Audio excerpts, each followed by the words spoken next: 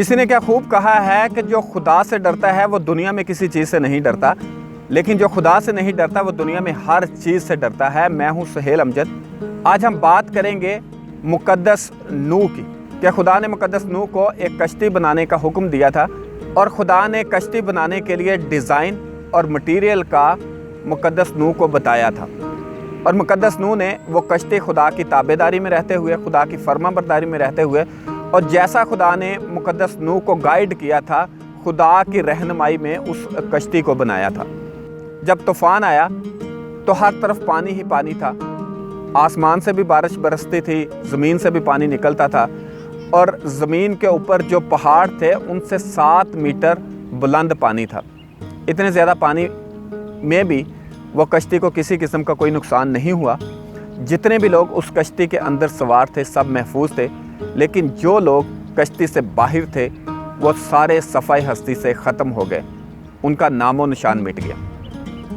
और जब पानी खुश्क हुआ तो वो कश्ती अरारात की पहाड़ियों के ऊपर टिक गई, जो बुलंदी पर है, जो खुदा की शान शौकत, खुदा की अज़मत, खुदा के जाहो जलाल की गवाही है। एक शिप इस दुनिया में एक इंसान ने बनाया था जिसे टाइटैनिक के नाम से जाना जाता है। उस शख्स ने उस शिप के लिए अच्छे से अच्छा मटेरियल इस्तेमाल किया था और दुनिया के माहिर और एक्सपर्ट कारीगरों को काम पे लगाया था ताकि शिप बनाने में किसी किस्म की कोई कमी ना रही। टाइटैनिक के मालिक का दावा था कि अगर खुदा भी चाहे तो इस शिप को तबाह नहीं कर सकता।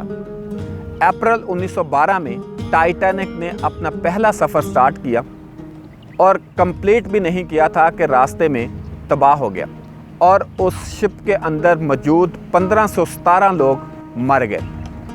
उस शिप का मलबा समंदर के अंदर गहराई के अंदर मौजूद है, जिसे आम इंसान देख भी नहीं सकता था, और वो शिप दुनिया के लिए एक इबरत का निशान बन गया।